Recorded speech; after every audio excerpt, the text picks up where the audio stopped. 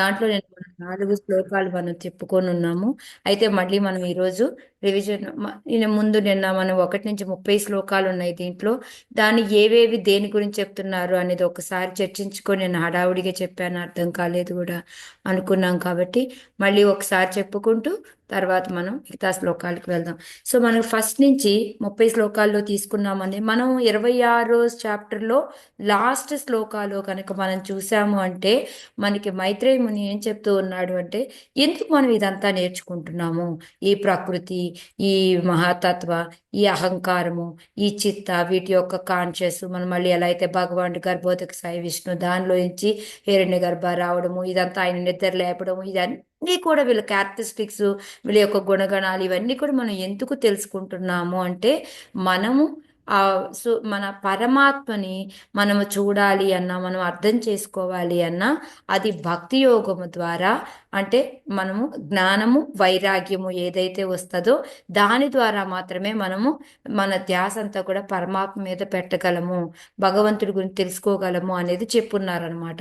So దానికి కంటిన్యూటీగా ఇప్పుడు మనం అలా చెయ్యాలి అంటే, ఈ జ్ఞానము వైరాగ్యము రావాలి అంటే, ఆ జ్ఞానం ఏంటి అనేది మనం కొంతవరకు ముందు తెలుసుకున్నాము.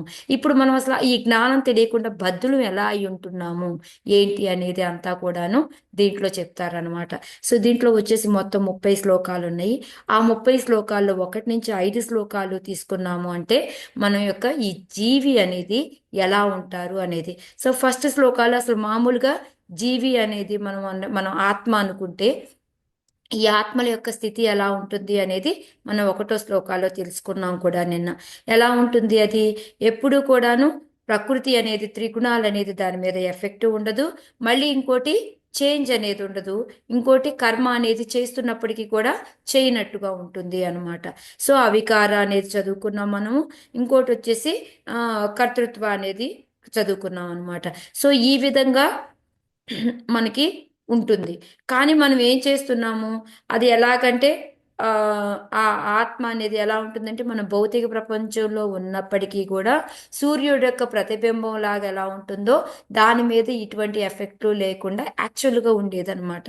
కానీ మనం ఎప్పుడైతే బద్ధజీవులం అయిపోతామో, అప్పుడు మన పరిస్థితి ఎలా ఉంటుంది అంటే, దానికి పూర్తిగా ఆపోజిట్ అన్నమాట. ఎలాగా, దానికి గుణాల ఎఫెక్ట్ ఉంటుంది. అలా కాకుండా మోహంలోకి వెళ్ళిపోతాము, అహంకారం ఎక్కువగా ఉంటుంది. దానివల్ల మనం ఏమనుకుంటాము అంటే, మనమే మొత్తం అన్నీ చేస్తుంది, నేనే ప్రొపరైటర్ని, నేనే అన్ని అనేసి అనుకోవడం మొదలు పెడతాం అనమాట. సో అసలు ఉన్న మన ఆత్మకి మనం ఎప్పుడైతే బద్ధులం అయ్యామో, మనం అప్పుడు ఉన్నదానికి జీవికి తేడా ఏంటి అనేది మనకి 1, 2 శ్లోకాల్లో చెప్పారనమాట. ఎందుకు మనకి కండిషన్ సోల్ అని బద్ధజీవులమి అని అంటాము. ఏదైతే న్యాచురల్గా ఉంటుందో అది కాని దాన్ని మనము బద్ధులమి అని అంటాం అనమాట. సో మనకి న్యాచురల్గా మన లక్షణాలు ఏంటి అనేది ఫస్ట్ దాంట్లో ఉంది. రెండో దాంట్లో మనకి, మనం చూడండి, ఎయిర్ కండిషన్డ్ అంటాము. ఎందుకు అంటాము కండిషన్డ్ అని, ఎయిర్ కండిషన్డ్ అని? అది రియల్ ఎయిర్ కాదు. ఎందుకు మనం ఆ టెంపరేచర్ని మనం ఎక్కువ ఉన్నదాన్ని ఎయిర్ కూలర్స్తో కానీ, లేకపోతే ఏసీలతో కానీ వాటితో తగ్గించుకుంటాము, లేకపోతే హీటర్స్ తోటి పెంచుకుంటూ ఉంటాము. సో అది రియల్గా వచ్చే అట్మాస్ఫియర్లో ఉన్న ఎయిర్ కాదు, ఇది మనం డూప్లికేట్గా క్రియేట్ చేసుకునేది అనమాట. సో అది కండిషన్డ్ అని ఎలా అంటామో, మనం కూడా కండిషన్డ్ సోల్ అని ఎందుకు అంటాం, బద్ధజీవులమి అనేది రియల్గా లేకుండా బద్ధులమై ఉన్నాం కాబట్టి దానికని బద్ధజీవులమి అని చెప్పి చెప్తూ ఉన్నాం అనమాట. సో 3వ శ్లోకాలు ఏంటి, ఇలా బద్ధులమై ఉండి మనమే పనులు చేస్తున్నాము అని అనుకున్నాము అనుకుంటే మనకి ఏం జరుగుతుంది? ఎవరికైనా గుర్తుందా ఏం జరుగుతుంది మనకి? బంధాల్లో చిక్కుకుంటాం మాతాజీ, కర్మ బంధాల్లో బంధాల్లో చిక్కుకుంటాం. చిక్కుని సంసారంలో చిక్కుపోతాం. అంటే సంసారంలో చిక్కుపోవడం అంటే మీనింగ్ ఏంటి? జన్మ మృత్యు జరా వ్యాధుల్లో పడతాం అనమాట. Yes madam. అప్పుడు కూడా ఏంటి, ఎలాంటి జన్మ తీసుకుంటాము? ఏ జీవి నిజమైన తీసుకోవచ్చు, ఉచ్చిష్టమైన తీసుకోవచ్చు, అది మనకి తెలియదు, మన యొక్క కర్మలను బట్టి కర్మ. ఉంటుంది. కాబట్టి మనం అలా సంసారంలో కూరుకుపోతాము అనేది మనకి 3వ శ్లోకాల్లో చెప్పారనమాట. అదే ఇప్పుడు 4వ శ్లోకాల్లో తీసుకున్నాము అంటే, ఇప్పుడు వీటిలో ఇలాగ మనం ఎప్పుడైతే ఆ ఈ ఈ మనం ఈ బద్ధజీవులం అయిపోయి ఉండి మనం అలా ఆలోచిస్తూ ఉంటామో, మనం మామూలుగా అయితే ఏంటిది, బద్ధజీవులం కాదు. కానీ ఎప్పుడైతే మనం బద్ధజీవులం అనుకొని మనం ఆ విధంగా పనులు చేయడం మొదలు పెడుతూ ఉంటామో మనం ఏమనుకుంటాము, మనమే కర్తలమే అనుకుని చెల్తూ ఉంటాం అనమాట. కానీ యాక్చువల్గా కాదు. కానీ దీని నుంచి బయటపడాలి అంటే, ఆ బద్ధజీవనం నుంచి బయటపడాలి అని అంటే మనకి 5వ దాంట్లో ఆన్సర్ ఇస్తారనమాట. ఏం చెయ్యాలి అంటే, మనము అటాచ్డ్ భక్తితోటి తీవ్రమైన భక్తి చేసుకొని అప్పుడు మనము మనం మన మనస్సును అనేది మనం కంట్రోల్ చేసుకోవాలి అనేది, అప్పుడే మనకి వైరాగ్యం అనేది వస్తుంది. దాని ద్వారా మనము ఈ మన నిజ స్థితిలోకి రాగలుగుతాము అనేది మనకి చెప్పారనమాట. ఈ 1 నుంచి 5 వరకు మన జీవుడి యొక్క బద్ధం ఎలా ఉంటుంది, దాని వలన వచ్చే నష్టం ఏంటి, దాని నుంచి బయటపడాలంటే మనం ఏం చెయ్యాలి అనేది మనకి 1 నుంచి 5లో ఉందన్నమాట. 6 నుంచి 11 తీసుకున్నాము అంటే మరి ఈ ప్రాసెస్ని ఎలాగా, ఇప్పుడు మనం అది వైరాగ్యము, జ్ఞానము దీని ద్వారా భక్తి చేసుకుంటే అనుకుంటున్నాం కదా, దాన్ని ఏ విధంగా చేసుకోవాలి అనేది మనకి 6 నుంచి 11 వరకు చెప్తారనమాట. దాంట్లో 3 రకాల విధానాలు ఉన్నాయి.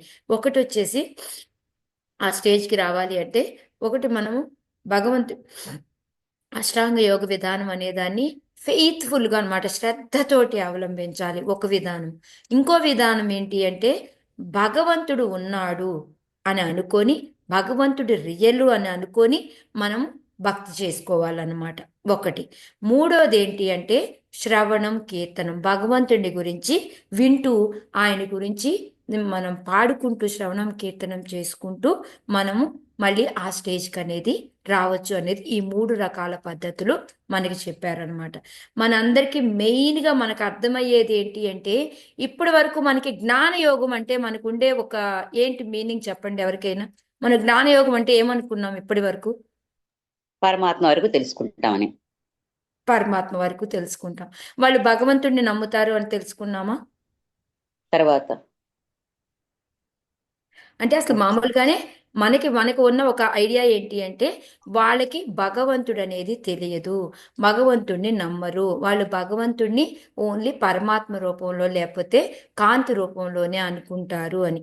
కానీ ఈ చాప్టర్ వినిన తర్వాత మనకి అసలు మనకి వేదాసులో కానీ భాగవతంలో కానీ జ్ఞానయోగం అంటే ఏంటి అంటే, వాళ్ళు వచ్చేసి మేబీ ఏంటి, ఇప్పుడు నేను ఒక ఎగ్జాంపుల్, నాకు ఒక సైట్ చాలా ఎక్కువ ఉంది అనుకోండి, -5 కన్నా ఎక్కువ ఉంది, కళ్ళజోడు లేదనుకోండి, నాకు బాగా గుడికి వెళ్తే దేవుడు ఎలా కనిపిస్తాడు నాకు? మబ్బుగా కనిపిస్తాడు మాకు. అంత కొంచెం ఇదిగా కనిపిస్తాడు. కనిపించి దేవుడే ఇలా ఉన్నాడు అనడం కరెక్టా? నేను కాదు మాతాజీ, కాదు మాతాజీ. దేవుడు అలా లేడు. కానీ నేను భక్తి సరిగ్గా అంటే, ఏదైతే నా భక్తి అంత హై లెవెల్లో లేదు కాబట్టి నాకు భగవంతుడు సరిగ్గా అర్థం కాలేదు. ఓకే, అది వేరు. కానీ మనమేమనుకుంటున్నాము, నేనేమనుకుంటున్నానో అదే దేవుడు అనుకుంటున్నాము అనుకుంటున్నాం. కానీ ఈ జ్ఞానయోగంలో కూడా వీళ్ళు ఏంటి అంటే, వాళ్ళు భగవంతుడికి రూపముందని నమ్ముతారు, భగవంతుడి యొక్క కథలు వింటారు, అన్నీ చేస్తారు. బట్ కానీ వాళ్ళు భగవంతుడిలో లీనమవ్వాలనుకుంటారు. అది తేడా. అర్థమైందా? వాళ్ళ యొక్క అండర్స్టాండింగు మన యొక్క అండర్స్టాండింగు ఒకటే. కానీ వాళ్ళు భగవంతుడిలో లీనం అవ్వాలనుకుంటారు, మనం వచ్చేసి భగవంతుడికి సేవ చేయాలి అనుకుంటాము. అదే ఈ జ్ఞానయోగానికి భక్తి యోగానికి ఉన్న తేడా. అంతేకాని వాళ్ళు భగవంతుడి రూపమే నమ్మరు అనేది వాస్తవం కాదు అనేది మనకి చాప్టర్ చదివిన తర్వాత మనకు అర్థమవుతుంది అనమాట. సో అది అయిన తర్వాత ఇది భక్తి జ్ఞాన యోగం జ్ఞాన భక్తి మిశ్ర యోగం అనమాట ఇది. సో ఆ తర్వాత 7 నుంచి 10 శ్లోకాల వరకు కూడా మనకి ఏం చెప్తారు అంటే, ఎప్పుడైతే ఈ ఈ జ్ఞానయోగం చేస్తారో వాళ్ళ యొక్క లక్షణాలు ఎలా ఉండాలి అనేది 18 లక్షణాలు చెప్తారనమాట. ఇవి చూస్తే ఆటోమేటిక్గా భక్తులకి కూడా ఇవే ఉండాలి అనిపిస్తుంది, జ్ఞానయోగం వాళ్ళకైనా ఇలాగే ఉండాలనిపిస్తుంది, అష్టాంగ యోగం వాళ్ళకైనా ఇవే లక్షణాలు ఉండాలి అని. కాకపోతే కొన్ని ప్రైమరీ ఉంటాయి, కొన్ని సెకండరీ ఉంటాయి. సో ఇప్పుడు మనం ఈ 18 లక్షణాలు అనేవి మనం చూస్తాం అనమాట 7 నుంచి 10 వరకు. 11వ శ్లోకంలో ఏంటి అంటే, మనం ఎప్పుడైతే వీళ్ళు ఈ లక్షణాలన్నీ పెంపొందించుకుంటారో వాళ్ళప్పుడు పరమాత్మని చూడగలుగుతారనమాట. ఆ పరమాత్మ యొక్క లక్షణాలు ఏంటి అనేది మనకి 11వ శ్లోకంలో చెప్తారనమాట. సో ఇక్కడ మొత్తం మనకి 6 నుంచి 11 వరకు ప్రాసెస్, మనం మన యొక్క లక్షణాలు ఎలా పెంపొందించుకోవాలి, తర్వాత భగవంతుడి యొక్క లక్షణాలు ఏంటి అనేది మనం తెలుసుకోగలుగుతాం అనమాట ఈ ప్రాసెస్లో ముందుకు వెళ్తూ ఉంటే. ఇది మనకి 6 నుంచి 11 వరకు. 12 నుంచి 13 వరకు ఏంటి అంటే మనము ఈ ఆత్మని మళ్ళీ వచ్చేసి పరమాత్మని కూడా ఏ విధంగా చూడగలుగుతాము అనేసి దానికి ఎగ్జాంపుల్స్ తోటి మనకి కపిల భగవానుడు చెప్తాడనమాట. 12 నుంచి 13 12 శ్లోకాల్లో. నెక్స్ట్ అంటే మన ఇంద్రియాల్లోనూ మన మనస్సులోనూ మనం ఎక్కడ చూసినా కూడా మనం ఆత్మని పరమాత్మని చూడగలుగుతాము అనేది మనం తెలుసుకుంటాం అనమాట. నెక్స్ట్ మనకి 14 నుంచి 16 శ్లోకాల్లో ఏంటి అంటే మన యాక్చువల్గా ఈ మెటీరియల్గా ఏవైతే మనకి భౌతికమైన బంధాలు అనేవి ఉన్నాయో ఇవన్నీ లేకుండా ఈ ఆత్మ అనేది అది జీవి అనేది ఎలా ఉంటుంది అనేది మనకి దీంట్లో చెప్తారనమాట. 14 నుంచి 16 శ్లోకాల వరకు కూడా మనకి దాని గురించి ఎక్స్ప్లెయిన్ చేస్తారనమాట. ఆ తర్వాత ఏంటి అంటే అప్పుడు ఈ లాస్ట్ మనం ఎప్పుడైతే ఈ ఈ కవరింగ్స్ అన్నీ లేకుండా భౌతికమైనది ఏమీ లేకుండా ఆధ్యాత్మికంగా తయారవుతామో అప్పుడు మనం పరమాత్మను చూడగలుగుతాము, మన యొక్క నిజమైన స్థితికి రాగలుగుతాము అనేసి కపిల భగవాన్ చెప్తాడు. అప్పుడు దేవుడికి డౌట్ వస్తుందన్నమాట. అసలు అది ఎలా సంభవము? ప్రకృతి నుంచి బయటపడడం అనేది జరుగుతుందా? ఎలా అయితే వాటర్కి మనం నీళ్లు ఉన్నాయి అనుకోండి, దాన్ని రుచి వేరు చేయగలమా? అగ్ని నుంచి వేడిని వేరు చేయగలమా? భూమి నుంచి వాసన తీసేయగలమా మనము? మనం తీయలేము. అలాగా ప్రకృతితో ఉన్న బంధాన్ని మనము అసలు ఎలా తీసేయగలము? అది అసలు సంభవమేనా? నాకు అర్థం కావట్లేదు. ఓకే, ఒకవేళ ప్రకృతి యొక్క త్రిగుణాల నుంచి మనం బయటపడినా అది తాత్కాలికమవుతుంది. ఎందుకు అంటే ఇప్పుడు మనం ఒక జ్ఞానం నేర్చుకున్నాము. ఈ జ్ఞానం ద్వారా మన నిజ స్థితి తెలిసింది. అదేంటంటే మనము దాని నుంచి పూర్తిగా బయటపడము. ఒకసారి కాసేపు బయటపడినా మళ్ళీ ఎప్పుడోకప్పుడు మన మీద అది అటాక్ అనేది చేస్తుంది కదా. ఇది అసలు ఎలా సంభవము అనేసి ఆమె దేవహూతి మళ్ళీ మనకి 17 నుంచి 20 వరకు కూడా ప్రశ్నలు అడుగుతుందన్నమాట. ఆ తర్వాత 21 నుంచి 23 వరకు కూడా కపిల భగవానుడు మళ్ళీ మనకి ఏ విధంగా చేస్తే ఆ లాస్ట్ స్టేజ్ అనే దానికంటే ఇక మన మీద ప్రకృతి ప్రభావం అనేది లేకుండా మనం బయటపడగలుగుతాము అనే దానికి ఆయన 21 నుంచి మనకి 23 శ్లోకాల వరకు తీవ్రమైన భక్తి చేయాలి అని. అంటే ఇక్కడ భక్తి అంటే వాళ్ళ జ్ఞానానికి సంబంధించింది అనమాట. అది కూడా ఆల్మోస్ట్ వాళ్ళు భక్తి చేసే పనులే చేస్తూ ఉంటారు, బట్ కానీ వాళ్ళ లాస్ట్ ఇంటెన్షన్ మాత్రం పరమాత్మలో కలవడం ఉంటుందన్నమాట. సో అందుకని ఆయన ఏ విధంగా చెయ్యాలి ఏంటి అనేది అక్కడ మనకి చెప్తారనమాట. ఎంత సీరియస్గా చేస్తాము అంటే కొన్ని రోజులకి ఏమవుతుంది అంటే మనకి చూడండి, చెక్క ముక్క ఉందనుకోండి, చెక్క ముక్క ద్వారానే అగ్ని బయటకు వస్తుంది. మళ్ళీ అదే అగ్ని చెక్కనంతా కాల్చేసి బూడిద చేస్తుంది.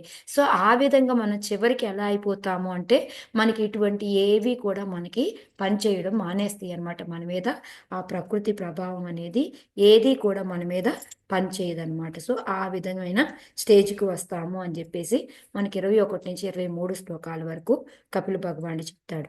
ఆ తర్వాత 24 నుంచి 26 వరకు ఏంటంటే ఏ విధంగా ఈ ప్రకృతి మన మీద హామ్ చేయకుండా ఉంటుంది అనేది, మనకి ఎటువంటి ప్రభావం మన మీద చేయకుండా ఉంటుంది ఎలాగా అనేది ఎగ్జాంపుల్స్ తోటి మనకి చెప్తారనమాట. ఆ తర్వాత ఏంటి అంటే 27 నుంచి 30 శ్లోకాల వరకు కూడా మనకి ఫైనల్గా మనకి ఆ లిబరేషన్ అనేది, ఆ ముక్తి అనేది ఎలా దొరుకుతుంది అనేది మనకి ఎక్స్ప్లెయిన్ చేస్తారనమాట. సో ఇది జ్ఞానయోగంలో ఉన్నప్పుడు మనం ఏ విధంగా జరుగుతుంది అనేది మొత్తం మనకి దీని ద్వారా తెలుస్తుంది. కాకపోతే ఇదే ఫైనలా కాదా అనేది మళ్ళీ మనకి 28వ చాప్టర్తో ఎక్స్ప్లెయిన్ చేస్తూ ఇంకా ముందుకు వెళ్తారనమాట. సో ఇది మనకి ఈ చాప్టర్లో మనం నేర్చుకోబోయేది. సో మనకి జ్ఞానయోగానికి ఉన్న అబ్జర్వేషన్ ఏదైతే మనం అనుకుంటున్నామో అది ఇది కాదు అనే అండర్స్టాండింగ్ కూడా మనకి ఈ చాప్టర్ ద్వారా వస్తుంది. సో మనం ఇప్పుడు 4 వరకు తెలుసుకొని ఉన్నాము. 5th శ్లోకా నుంచి మనం స్టార్ట్ చేద్దాం ఇవాళ. షేర్ చేయలేదు కదా నేను.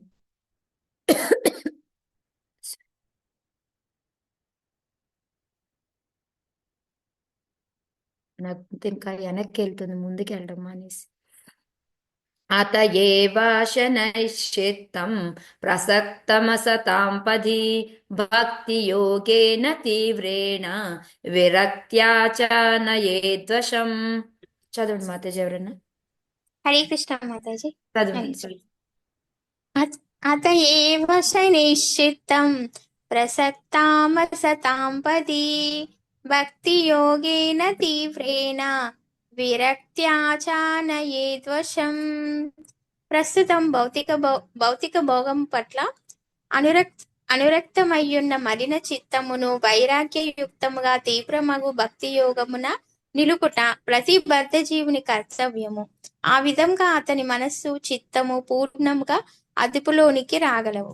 Hare Krishna. Thank you. Hare Krishna. Thank you మతి. సో ఈ జ్ఞానయోగంలో ఉన్న వాళ్ళకి మెయిన్గా ఏంటి, మనస్సు చిత్తాన్ని వాళ్ళు పూర్తిగా అదుపులోకి తెచ్చుకుంటారనమాట. వాళ్ళు చేసేది మెయిన్ దాని మీద వాళ్ళు కాన్సన్ట్రేషన్ ఎక్కువ చేస్తారు. మనం కాన్సన్ట్రేషన్ ఎక్కడ చేస్తాము భక్తి యోగంలో ఉంటే? నామ జపం చేసేటప్పుడు నామం మీద ఉంటుంది. మనం కూడా మనస్సు చిత్తాన్నే, బట్ కానీ దేనికి, భగవంతుడి సేవ చేయడానికి ఉపయోగపెడుతూ ఉంటాము. ఇక్కడ వీళ్ళు ఏంటి అంటే వీటిని కంట్రోల్లో చేసుకొని పరమాత్మను చూడగలగడానికి వీళ్ళు ట్రై చేస్తూ ఉంటారనమాట. అది డిఫరెన్స్ అన్నమాట. సో ఇక్కడ మనం ఏం చేయాలి, మన యొక్క నిజస్థితికి మనం రావాలి అంటే మలిన చిత్తము మనలో, ఆ చిత్తం ఏదైతే ఉందో దానికి బాగా మురికి పట్టేసి ఉందన్నమాట. దేని ద్వారా ఆ మలినం అంటే ఏంటిది అసలు? మనకు మన చిత్తానికి మలినం అంటే ఏంటి? భౌతిక అహంకారం. ఆలోచనలు మాతాజీ. మాయ. భౌతిక ఆలోచనలు, మాయ. మెయిన్ గా మనం ఏమనుకున్నాము, మనమే ప్రొప్రైటర్, అంటే మనమే ఎంజాయర్ చేయాలి, మనమే అందరికీ మిత్రులమే అనుకుని, అంటే మనమే ఈశ్వరులమి అనేసి మనమే భోక్తలమి అనుకొని మనమే మిత్రులమి అనుకుంటూ ఉంటాము. దానివల్లనే మెయిన్గా మలినం అనేది అది అనమాట.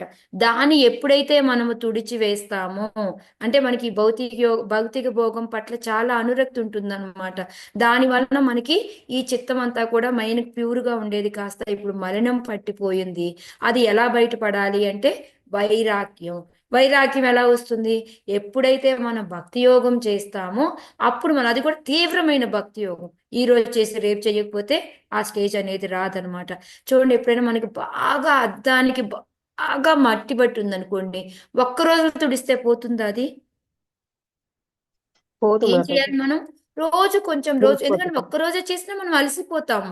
రోజు కొంచెం చేస్తా ఉంటే అలా కొన్ని రోజులకి దానికి షైనింగ్ వస్తుంది. లేదా మనకి గిన్నె చూడండి మాడిపోతుంది, బాగా ఏదైనా పాలు పెట్టి మర్చిపోతే మాడిపోతుంది అనుకోండి, అది ఒకరోజు తోమితే పాదు, రోజు తోముతూ ఉంటే కొన్ని రోజులకి అది పూర్వపు షైనింగ్ వస్తుంది అనమాట.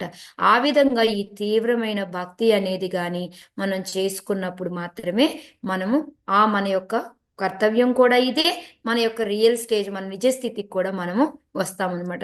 దాని ద్వారా మనం మనస్సుని చిత్తాన్ని రెండు కూడా కంట్రోల్లో పెట్టుకోవచ్చు అని చెప్పేసి చెప్తున్నారనమాట.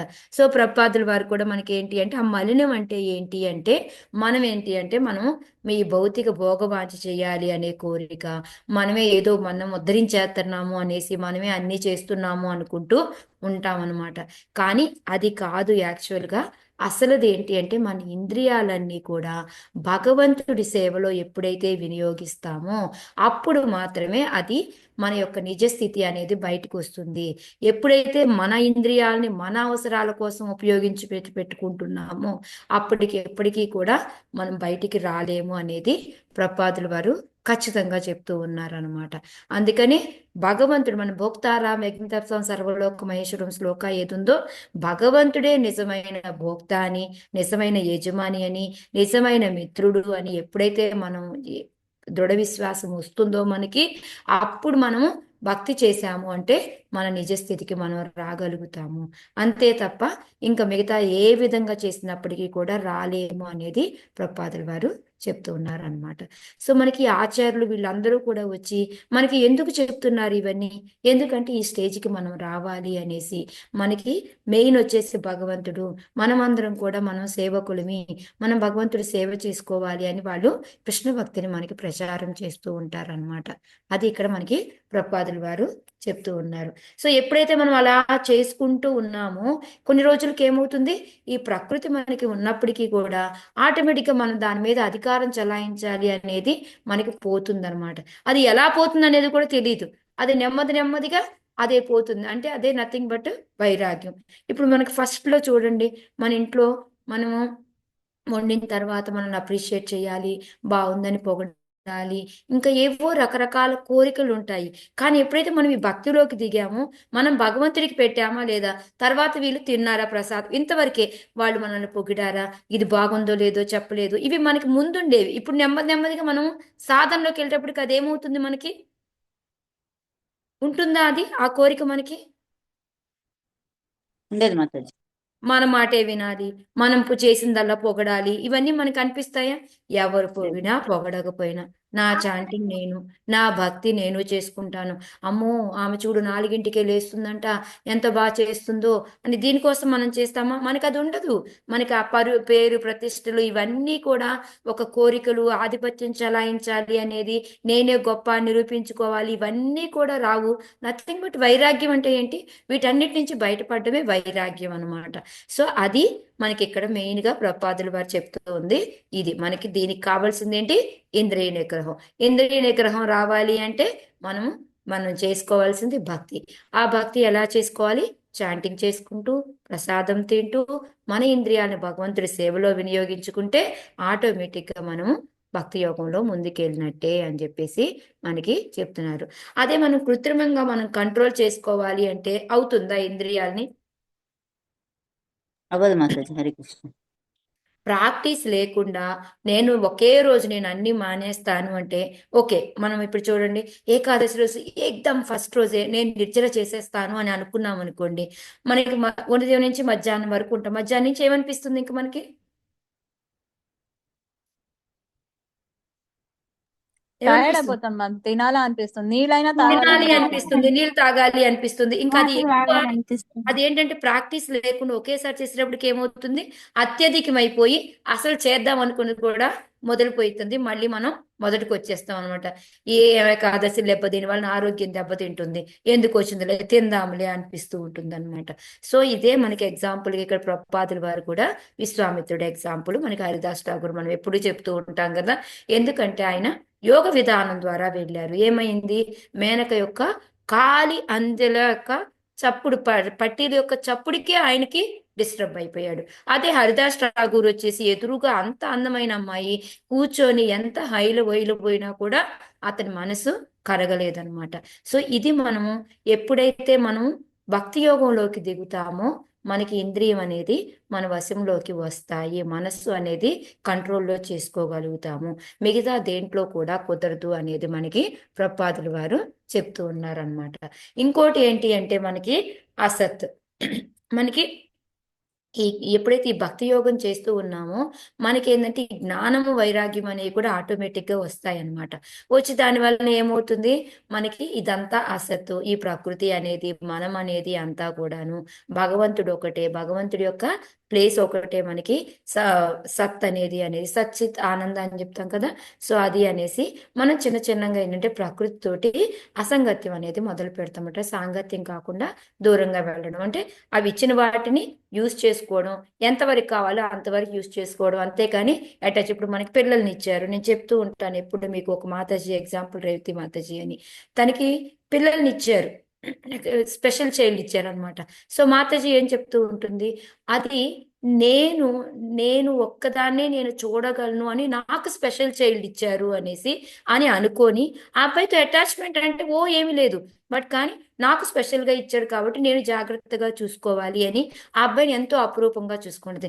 అలా అనేసి పూర్తి అటాచ్మెంట్తో ఉందా అంటే మళ్ళీ డివోషన్ చేసుకుంటుంది, మళ్ళీ ఆ అబ్బాయిని చూసుకుంటుంది, అన్నీ చేసుకుంటుంది అనమాట. సో ఆ విధంగా ఏంటి అంటే మనం కూడా ఏంటి అంటే ఇది తాత్కాలికం అని తెలుసుకొని మనం రాగాలు అనేది పెంచుకోకుండా ఎవరితోటి మనం ఎంతవరకు ఉండాలో అంతవరకు ఉంటూ మనం భక్తి చేసుకున్నాము అంటే గ్యారంటీగా మనము ఈ స్టేజ్కి వస్తాం, మన నిజ స్థితికి మనం రాగలుగుతాము అనేది ప్రభుపాదుల వారు మనకి ఎగ్జాంపుల్స్తో సహా చెప్పారనమాట. ఓకేనా? సో మనం చేయాల్సింది ఏంటి?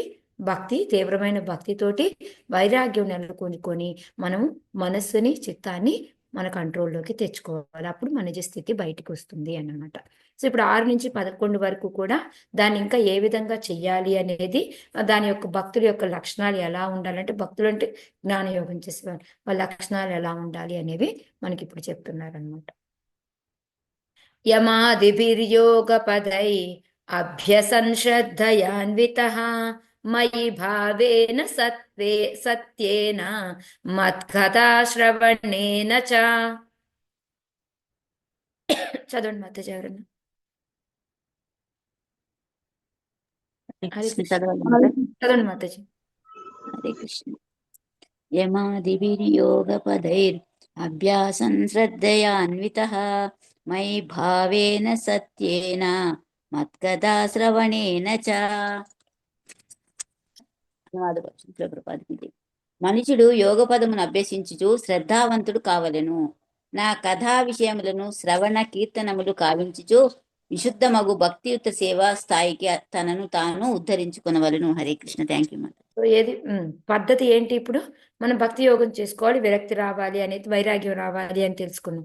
సో అది ఏ విధంగా చెయ్యొచ్చు అంటే రకరకాల పద్ధతులు ఉన్నాయన్నమాట. ఏం పద్ధతులు? ఒకటి యోగ పదం. యోగ పదం అంటే అష్టాంగ యోగం కానీ ఏదైనా అంటే యమ నియమ ఆసన ప్రాణాయామం ఇవన్నీ ఉన్నాయి కదా మనకి. సో ఇలాంటి యోగాలు ఏవైనా ఉన్నా వాటన్నిటిని ఎలాగా శ్రద్ధతోటి మనం పాటిస్తూ ఉండాలన్నమాట.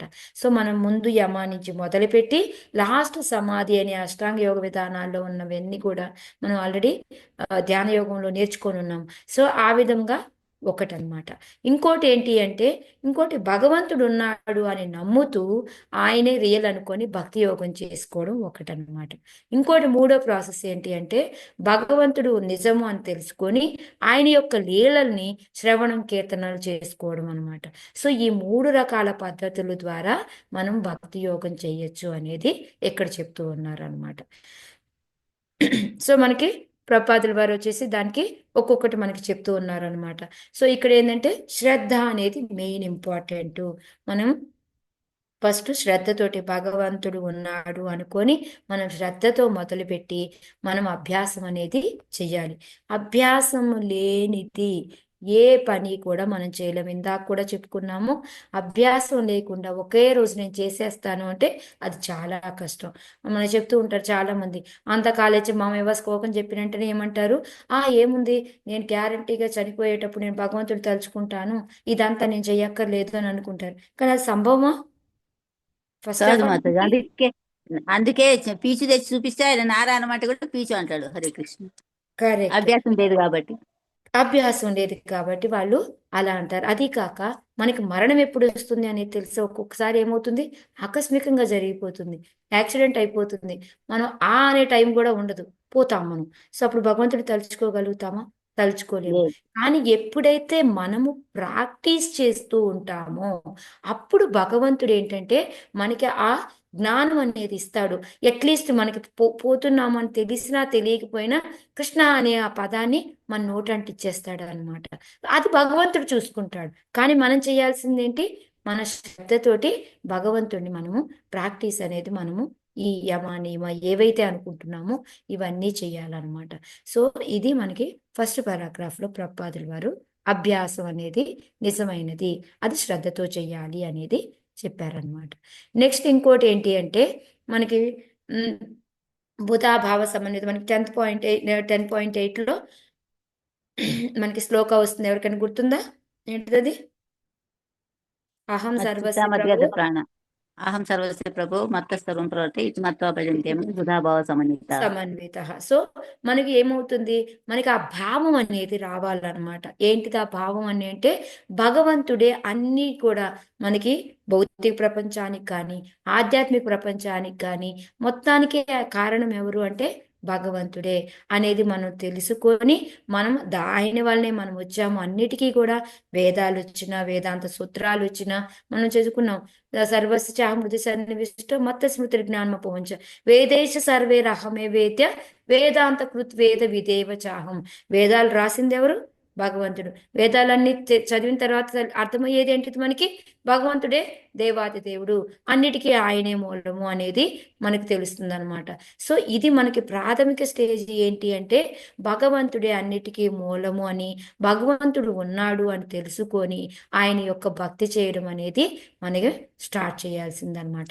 సో ఆ భావంతో మనం ఎప్పుడైతే మనం చేయడం మొదలు పెడతామో మనం తొందరగా రాగలుగుతాం అనమాట. సో మూడో పారాగ్రాఫ్లో ఏం చెప్తున్నారు అంటే ఈ శ్రద్ధ యొక్క ఇంపార్టెంటే మళ్ళీ చెప్తున్నారు అనమాట. మనకి భక్తి రసామృత సింధాలో ఉంది. మనం ఏ విధంగా శ్రద్ధ నుంచి మొదలుపెట్టి సాధు సంఘ భజన క్రియ చేసుకుంటూ లాస్ట్ ఏ స్టేజ్కి వెళ్తాం మనం? భావ ప్రేమ. భావ ప్రేమ దగ్గరికి వెళ్తాం అనమాట. సో ఆ విధంగా మనం ఒక్కొక్క స్టేజ్లో అన్నిటికీ కూడా మనము చేసుకుంటూ పోతాము అని చెప్పేసి అది చెప్పారు. ఇంకోటి మనకి 9 రకాలైన ఇవి ఉన్నాయి కదా, శ్రవణం, కీర్తనం, విష్ణు స్మరణం. అవి వీటిలో మనకి నవ పద్ధతుల్లో ఏది బెస్ట్ పద్ధతి అనుకున్నాం మనం? శ్రవణం. శ్రవణం. సో మనం ఎప్పుడైతే ఆ శ్రవణం చేయడం కూడా, శ్రవణం కీర్తనం అనేది కూడా మనకి చాలా ఇంపార్టెంట్. సో ఎప్పుడైతే మనం ఆ శ్రవణము కీర్తనము అవన్నీ చేసుకుంటూ వెళ్తూ ఉంటామో దాని ద్వారా కూడా మనము నిష్కపటం అనేది మనకి వస్తుందన్నమాట. ఎందుకంటే దాంట్లో మనకి సత్యం అనేది తెలుసుకుంటాము. సో మనలో ఆ కపటం అనేది ఉండదు. కపటంగా మనం ఎవరి కోసమో మనము పేరు ప్రతిష్టల కోసం మనం చాంటింగ్ చేయడము ఇవన్నీ కూడా మనకి పోతాయి అన్నమాట.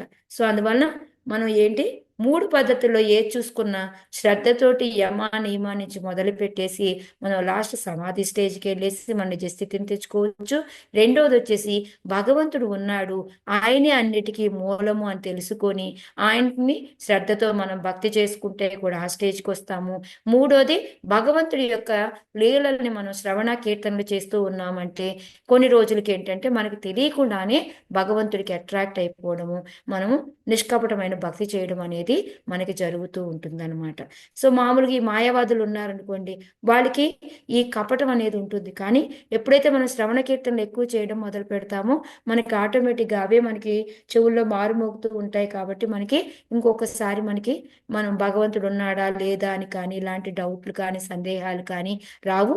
భగవంతుడితో ఏకమవ్వాలి అని కూడా రాదు. మనం ఎంతసేపు మన సేవకులు మేము భగవంతుడికి సేవ చేయాలి అనేది కూడా మనకు వస్తూ ఉంటుందన్నమాట. అది మనకి ఇక్కడ ప్రభుపాదులు వారు మనకి చెప్తున్నారు అనమాట. ఓకే, నెక్స్ట్ 7 నుంచి 10 శ్లోకాల వరకు కూడా మనకి మెయిన్గా 8 లక్షణాలు. ఎప్పుడైతే ఈ 3 రకాలైన అభ్యాసాలు చేస్తూ ఉంటామో వాళ్ళకి ఈ 18 రకాలైన లక్షణాలు అనేవి మనకి పెరగాలన్నమాట. అప్పుడే మనము ఇంకా మన నిజస్థితికి కానీ రాగలుగుతాము. లేకపోతే పరమాత్మ దగ్గరికి లీనం అవ్వాలనుకున్నా, పరమాత్మని దర్శనం చేసుకోవాలనుకున్నా, భగవంతుడి దగ్గరికి వెళ్ళాలనుకున్నా ఈ లక్షణాలు మాత్రం మనలో ఉండాలన్నమాట. అవేంటి అనేది మనం ఇప్పుడు చూద్దాం. సర్వభూత సమత్వేన నిర్వైరేణ ప్రసంగతః బ్రహ్మచర్యేణ మౌనేన స్వధర్మేణ బలీయసా. ఎవరైనా చదువుతారా? మాతాజీ నేను చదువుతాను మాతాజీ. చదవండి. సర్వభూత సమత్వేన నిర్వైరేణ ప్రసంగతః బ్రహ్మచర్యేణ మౌనేన స్వధర్మేణ బలీయస. భక్తి యోగమును నిర్వహించినప్పుడు మనుజుడు ఎవ్వరి ఎడను వైరము లేకుండా, అయినను ఎవ్వరితోనూ సన్నిహిత సంబంధం లేకుండా ప్రతి జీవిని కూడా సమభావముతో కాంచవలెను. బ్రహ్మచర్యమును అవలంబించవలెను.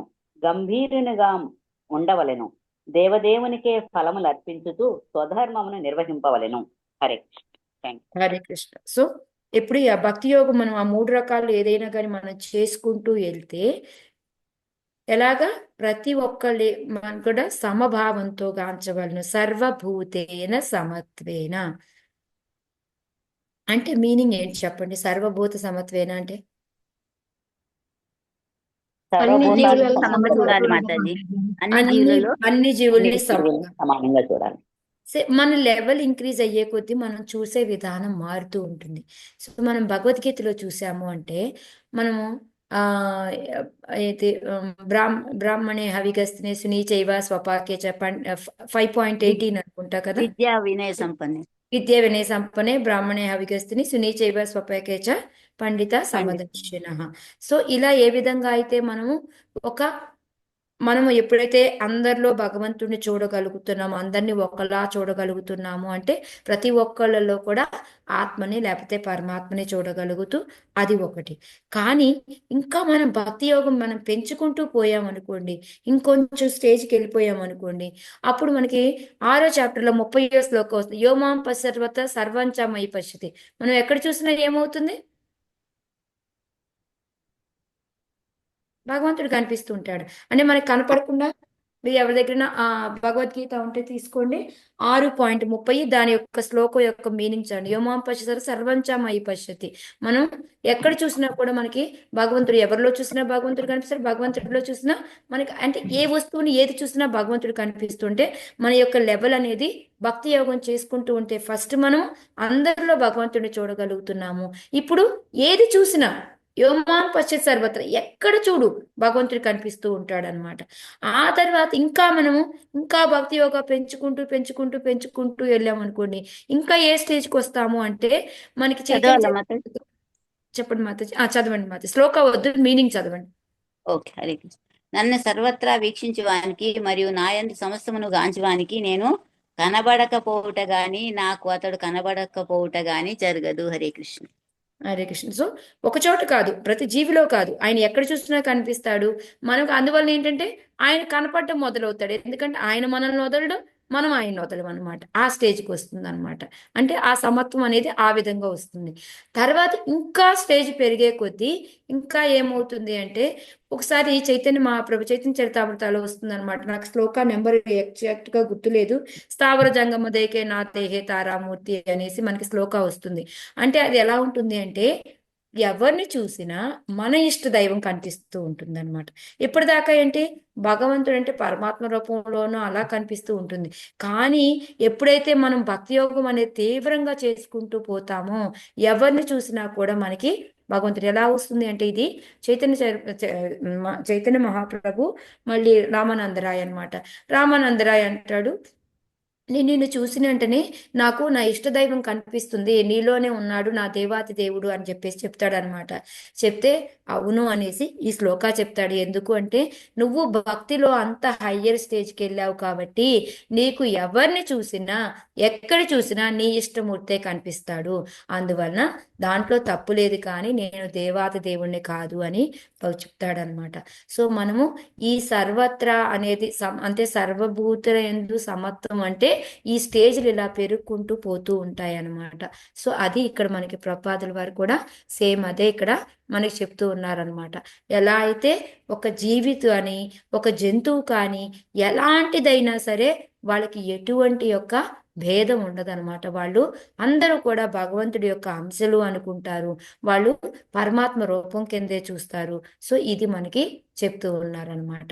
సో అందుకని అలా అని ఆయన ఏమన్నా అందరితో కలిసిపోతాడా? ఓకే, వీళ్ళందరూ భగవంతుడి పుత్రులే అని వాళ్ళందరితోటి అటాచ్మెంట్ రాగానే పెంచుకుంటాడా?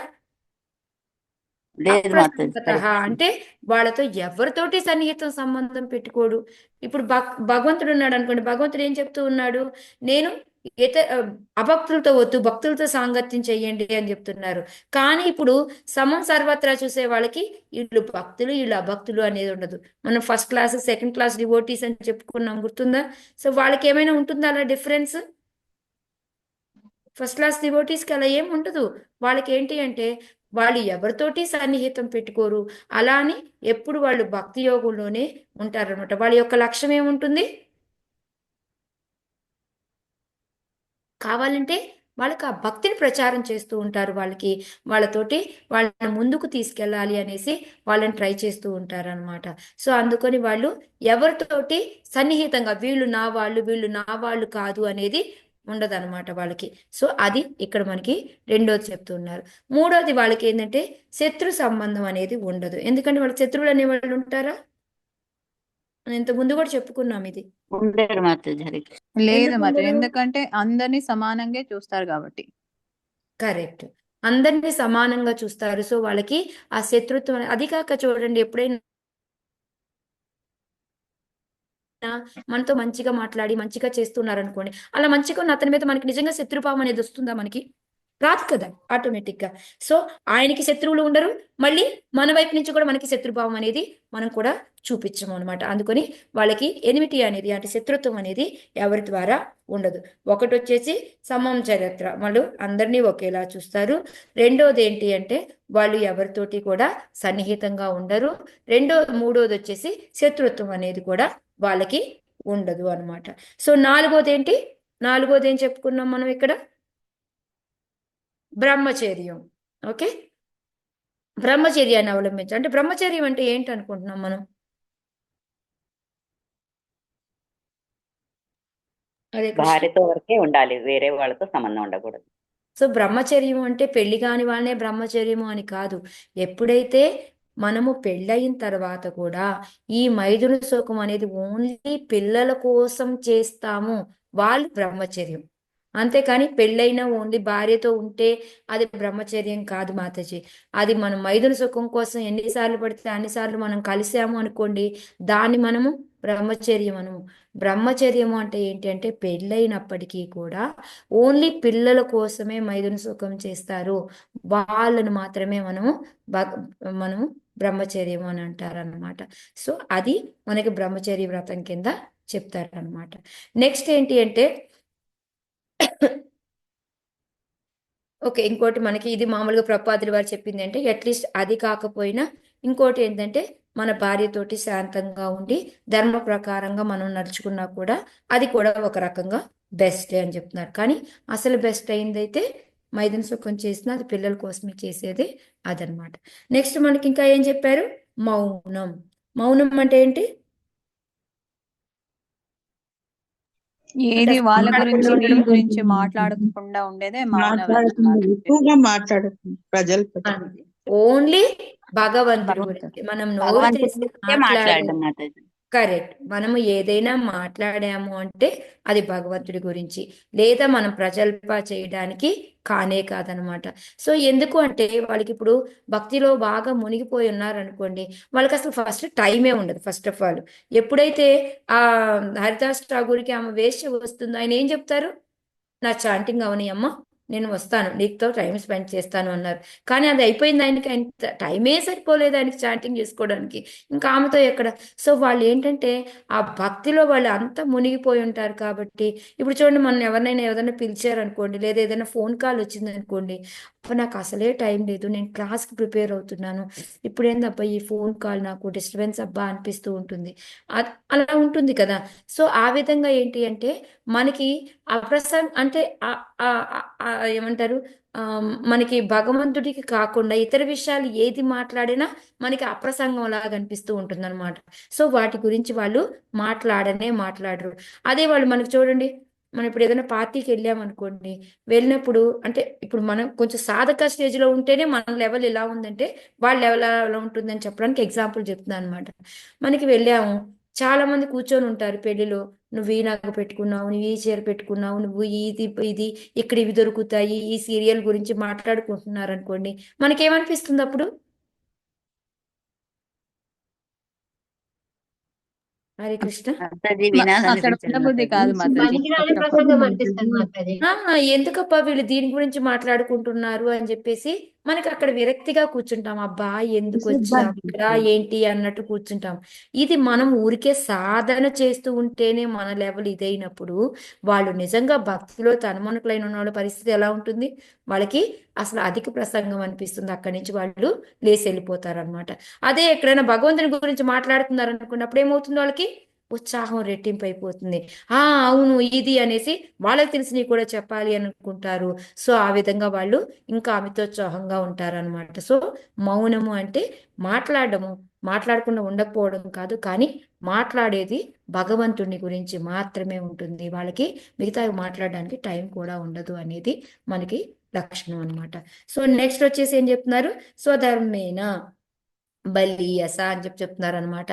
అంటే ఏంటి? ధర్మం, వాళ్ళ యొక్క ఏదైతే ధర్మమో దాన్ని చేసుకుంటూ, మన యొక్క స్వధర్మం ఏంటి యాక్చువల్గా? భగవంతుని సేవించడం. భగవంతుడిని మనం ఏమని తేర కృష్ణదాస అని చెప్పుకుంటాం కదా మనం. జీవేన జీవేన స్వరూప హోయ్ కృష్ణ కృష్ణ. అది మనకి కూడా మళ్ళీ ఇదే సవై పుంసాం పరో ధర్మో యతో భక్తి రక్షతే అహైతుకి అప్రీతిహత ఏ ఆత్మ సుప్రసీదతి. మన ఆత్మ తృప్తి పొందాలి అంటే మన యొక్క స్వధర్మం ఏంటి? భగవంతుడి యొక్క సేవ చేసుకోవడం అనేది అన్నమాట. సో అది అయినప్పుడు ఏమిటి అంటే, ఎప్పుడైతే మనం భగవంతుడికి సేవ చేసుకుంటూ ఉంటామో మన యొక్క కర్మలన్నీ కూడా భగవంతుడికి చేస్తూ ఉంటాము. సో ఆటోమేటిక్గా ఫలాలు కూడా మనము అనమాట అవి కూడా భగవంతుడికి అర్పిస్తూ ఉంటాం అనమాట. సో అది స్వధర్మ బలియస మీనింగ్ ఏంటి అంటే మనము కూడా మన యొక్క ధర్మాన్ని చేసుకుంటూ, మరి చాలా మంది మనకి చెప్తూ ఉంటారు భగవద్గీతలో లాస్ట్ శ్లోకాలో ఏముంది, మనం ధర్మాన్ని వదిలిపెట్టాలి అని. ఏముంది, సర్వధర్మాన్ని పరిత్యజ్య మామేకం శరణం వ్రజ. మరి ఆ స్టేజ్కి మనం రావాలా, వచ్చిన తర్వాత వదిలిపెట్టాలి. కానీ మనం ఆ స్టేజ్కి రాకుండానే మనం ఏం చేస్తూ ఉంటాము, స్వధర్మం వదిలిపెడుతూ ఉంటాం. కానీ ఇక్కడ భక్తి యోగాలో తీవ్రంగా వెళ్ళిన వాళ్ళు కూడాను స్వధర్మాన్ని చేసుకుంటూ వాళ్ళు దానికి ఏంటంటే కర్మ ఫలాలు అనేవి భగవంతుడికి అర్పిస్తూ ఉంటారు. కర్మలు కూడా వాళ్ళ ఇంద్రియాలు కూడా అన్ని భగవంతుడి సేవకు ఉపయోగించుకుంటూ ఉంటారు. సో మనకి ఎత్కరోషేదస్తాసి జోషదాసి తపస్సి కౌంతే తత్కురుష్వ మదర్పణం మనకి 9.27 శ్లోక ఏదైతే ఉందో ఆ విధంగా వాళ్ళు ఏమి తిన్నా ఏమి చేసినా ఏదైనా సరే భగవంతుడికి అర్పించి భగవంతుడి ప్రీత్యర్థమే చేస్తూ ఉంటారనమాట. అందుకని స్వధర్మ బలియస అనేసి. సో దీనికి ఒక చిన్న ఎగ్జాంపుల్ చెప్పి నేను వాళ్ళతో క్లోజ్ చేస్తాను. 10 అనుకున్నాను, బట్ ఎనీహో మనం స్లోగానే వెళ్దాము, మనకి టైం కూడా ఉంది కాబట్టి. సో మనకి ఒక ఎగ్జాంపుల్ ఏంటి అంటే మనకి ఆ ఇప్పుడు ఒక ట్రైన్, మనం ఒక్కొక్కసారి ట్రైన్ వెళ్తూ ఉంటుంది అనుకోండి, మనం పరిగెత్తుకుంటూ ట్రైన్ ఎక్కాలి అంటే మనం ఏ విధంగా వెళ్తాము, ఒకేసారి జంప్ చేస్తామా ట్రైన్లోకి పరిగెత్తుతుంటూ వెళ్ళి? స్పీడ్కి వెళ్తాం. మనం స్లోగా ఫస్ట్ పరిగెత్తుకుంటూ స్పీడ్ గా చేసి ఎక్కుతాం మాతాజీ. పరిగెత్తుకుంటూ వెళ్ళి ట్రైన్ది ఏదో ఒకటి పట్టుకుంటాము, రాడో ఏదో ఒకటి. అలా కాకుండా మనం డైరెక్ట్ గా జంప్ చేస్తామంటే ఏమవుతుంది, పడిపోతాం మాతాజీ. హరే మనం కృష్ణ. కింద పడిపోతాము. ఎందుకంటే అక్కడ సపోర్టు లేదు, ప్లస్ ఏంటి, మనం ఆ ట్రైన్ స్పీడ్ ని పట్టుకున్నామో లేదో, అంత స్పీడ్ పరిగెడుతున్నామో లేదో మనకు తెలియదు. మనం జంప్ చేస్తూ ఉంటే ఆ కిటికీ దాటిపోయింది అనుకోండి, ఆ విండో ఏదైతే ద్వారం ఉందో అది దాటిపోతే ఏమవుతుంది, దేనికి కొట్టుకుంటాం మనం వెళ్ళి, ట్రైన్ కొట్టుకుంటాం, పడిపోతాం అనమాట. సో అందుకొని ఏంటి అంటే మనం కూడా ఆ లెవెల్కి రావాలి. ఆ లెవెల్కి వచ్చినప్పుడు మనం జంప్ చేసి లోపలికి వెళ్ళాలి తప్ప మనం ముందే అనుకొని నేను జంప్ చేయగలను అనుకొని ఈ స్వధర్మం వదిలేసి మనం జంప్ చేసి ట్రైన్ పట్టుకుందామంటే ఆ ట్రైన్ గుద్దుకొని కింద పడి చచ్చిపోతాం అనమాట. సో అదే జరుగుతుంది. అందుకొని మన స్వధర్మం అనేది ఆ స్పీడ్ ఆ లెవెల్కి వచ్చే వరకు మన స్వధర్మం చేసుకొని మనం వదిలేయాలి, అంతే తప్ప ముందు కాదు అనేది మనం తెలుసుకోవాలన్నమాట. ఓకేనా? హరే కృష్ణ. సో ఇక్కడితో ఆపుతాను మాతాజీ. సో నెక్స్ట్ 8, 9, 10 రేపు చర్చించుకుందాం.